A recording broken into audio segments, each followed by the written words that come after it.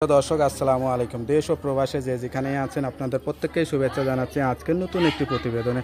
দেখতেই পাচ্ছেন আমার সামনে একটি আপু আসছে। আপুটা আসলে দেখতে অনেকটাই সুন্দরী। আসলে কি হয়েছে তার জীবনে চলুন আমরা কথা বলে জানার চেষ্টা করি। আপু আসসালামু আলাইকুম। ওয়ালাইকুম আসসালাম। আপু আপনার নাম কি? আমার নাম রিয়ামণি। রিয়ামণি, কেমন আছেন আপনি? আছি মোটামুটি ভালো। কোনো মতো কেন? দেখতে শুনতে তো মনে হচ্ছে ভালোই আছেন, তাহলে কোনো মতো কেন মনে হচ্ছে? কোনো মতো এখন কি করব, সংসারে অভাব থাকলে তো ভালো থাকা যায় না। মাও অসুস্থ, কিসের অভাব সংসারে? অনেক সব কিছুরই অভাব। সব কিছুরই অভাব। হ্যাঁ, বাড়ি কোথায় আপনার? বাড়ি তো দেশের বাড়ি নাটোরে। নাটোর। আচ্ছা, পরিবারে কে কে আছে? পরিবারে মা আছে, ছোট একটা ভাই আর আমি, তিনজনই। বাবা নাই? না, বাবা বিয়ে করে ভালো চলে গেছে। হ্যাঁ, আর আসে নাই।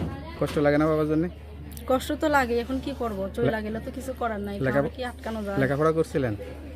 লেখাপড়া করছি এই 7 পর্যন্ত। তা আর একটু এসএসসি পাস করতে ভালো তো একটা ভালো চাকরি বাকরি করতে পারতেন। আপনি তো দেখতে শুনতে অনেকটা উঁচু লম্বা ছিলেন, সব দিক থেকেই ঠিক ছিলেন, তাহলে কেন পড়ালেখাটা বন্ধ হয়ে গেলে কেন? পড়ালেখা বন্ধ হয়েছে অভাবের কারণে। এখন কি করব, মা অসুস্থ, এদিকে আচ্ছা, বাবা চলে গেছে, ছোট ভাইটাকে নিয়ে অনেক কষ্টে দিন কি করেন কি আপনি এখন? আপনার দিনটা কিভাবে কাটে? আমার দিন এখন দোকানে কাজ করি, সেলাই মেশিন, নিজের তো মেশিন নাই একটা, এই জন্য সেলাইয়ের কাজ শেখেন? দোকানে কাজ করি। সেই টাকাতে সংসার কোনো রকম চলে নাকি? চলে, কত মাসে চলে না। এখন কি করবো, একটা বয়স কত আপনার? এই 19-20-20-এর কাছাকাছি। আচ্ছা আচ্ছা।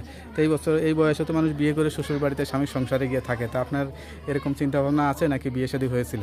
না, বিয়ে শাদী এখনো হয় নাই, বিয়ে শাদী করার ইচ্ছা আছে। আচ্ছা, তা করেননি কেন এতদিন? করিনি, সংসারে অভাব, তার মধ্যে যৌতুকের কারণে বিয়ে করতে পারি না। অভাবের সংসারে তো অসুস্থ। আচ্ছা বিয়ের কথা অনেকেই আসছে, কিন্তু যৌতুক চাইছে অনেক টাকা, ঠিক মতো তো খাইতেই পারি না। আপনার মতো এরকম সুন্দরী মেয়েকে কেউ বিয়ে করতে যৌতুক চাই, এটা তো কেউ বিশ্বাসই করতে চাবে না। বিশ্বাস করতে না চাইলো, যেটা সত্যি সেটাই বললাম। আচ্ছা আচ্ছা। এখন আসছি অনেক অভাবে পইরা, এখন যদি ভালো একটা মনের মানুষ পাই, যদি বিয়ে করতে চায়, আমি তাকে বিয়ে করবো। আচ্ছা, জীবনে আর কি ইচ্ছা ছিল? একটু গান টান শেখা, এরকম কোনো শখ টক ছিল নাকি? শখ তো অনেকই আছে, অভিনয় জগতে কাজ টাজ করা, অভিনয় করা, এরকম শখ ছিল? অনেক শখই ছিল জীবনে, কিন্তু সব শখ কি আর পূরণ হয়? আমরা তো বড় লোক না, আমরা তো গরিব মানুষ, আমাদের ছোটখাটো স্বপ্নই পূরণ হয় না, আর বড় স্বপ্ন ইচ্ছা আর চেষ্টা থাকলে সবকিছুই পূরণ হয়, কিন্তু এখন চেষ্টাটা যদি না করেন, ইচ্ছা যদি না থাকে, তাহলে তো হবে না। এখন ইচ্ছা আছে একটাই, যে একটা যদি ভালো একটা মনের মানুষ পাই, তাকে বিয়ে করে তাকে জীবন সঙ্গী বানাবো, যদি আমার পাশে দাঁড়ায়। এই যে এখন বিয়ের করার ইচ্ছা আছে, ভিডিওতে আসছেন, দেখবেন ভিডিওতে ফোন দিয়ে মানুষ যোগাযোগ করে, অবশ্যই ভালো ভালো ছেলেরা আপনাকে বিয়ের জন্য প্রস্তুতি নেবে বা বিয়ে করতে চাবে। এখন আপনি যদি বিয়ে করতে চান, এখন আপনি মুখে বললেন বিয়ে করব, পরে ফোন দেওয়ার পরে যদি বিয়ে করতে না চান, তাহলে তো আর হয় না, তাই না? না, সত্যি আমি আসছি বিয়ে করার জন্য। যদি মনের মানুষ পাই, ভালো মনের মানুষ, যদি সত্যিকারের ভালোবাসে আমাকে, তাহলে অবশ্যই আমি বিয়ে করব। সত্যিকারের ভালোবাসাটা কি হলে বোঝা যাবে, কিভাবে বোঝা যায়? কিভাবে? তার কথার ধরনেই তো বোঝা যাবে। সে যদি পাশে থাকে, ঠিক মতো কথা বলে, ভালোবেসে দায়িত্ব নিয়ে বিয়ে করে। এত বড়টা হইছেন, মোবাইলের ভিডিও কলের মাধ্যমে বিয়ের সাথে করব। আচ্ছা, এত বড় হইছেন। আমার তো আর টাচ মোবাইল নাই, মোবাইলটা ছিল, ওইটা নাই, নষ্ট হয়ে গেছে। কারোর এত বড় হইছেন যে কারোর প্রতি ভালো লাগা বা ভালোবাসা কাজ করছে বা ভালোবেসেছেন? না, এখন পর্যন্ত সেভাবে কাউকে ভালোবাসিনি, কিন্তু ভালোবাসার ইচ্ছা আছে। আচ্ছা আচ্ছা। তা আপনার সঙ্গে কিভাবে যোগাযোগ করবো? আপনার এই এত কথা শোনার পরে অনেকে যোগাযোগ করতেছে, বিয়ে করতেছে, নাম্বারটা দিলে কি সমস্যা আছে? হ্যাঁ, নাম্বার দিব অবশ্যই। নাম্বারটা আপনি বলেন।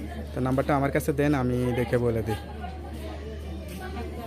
হ্যালো ভিউয়ার্স, কেউ যদি অসহায় গরিব ঘরে সুন্দরী একটি মেয়ে, আসলে বিয়ে শাদী করা ছাড়া আর কোনো চিন্তা ভাবনা নাই, কেউ যদি বিয়ে করতে চান, সত্যিকার অর্থে সে বিয়ে করতে চায়, তাহলে তাড়াতাড়ি এই নাম্বারে যোগাযোগ করবেন। তার নাম্বারটি হচ্ছে 01893029678। নাম্বারটা খোলা থাকে তো? হ্যাঁ, নাম্বার সবসময় খোলা থাকে। যাক, নাম্বারটা খোলা রাখবেন, আর অবশ্যই 5 ওয়াক্ত নামাজ কালাম পড়ে আল্লাহর কাছে দোয়া করবেন। ঠিক আছে আপু, তা ভালো থাকেন। আর কিছু বলতে চান? বলতে চাই সবাই, কেউ যদি ফোন দেয় আজে বাজে কথা বলবেন না।